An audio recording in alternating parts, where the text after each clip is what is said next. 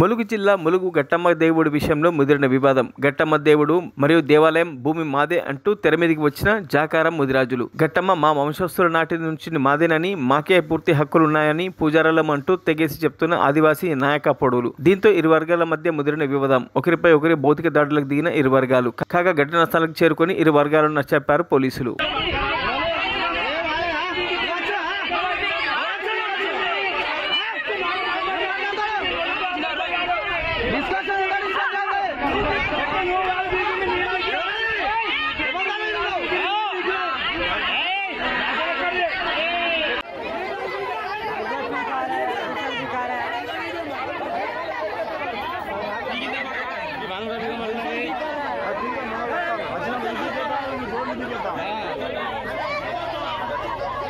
మరిన్ని అప్డేట్స్ కోసం మా ఛానల్ని సబ్స్క్రైబ్ చేయండి.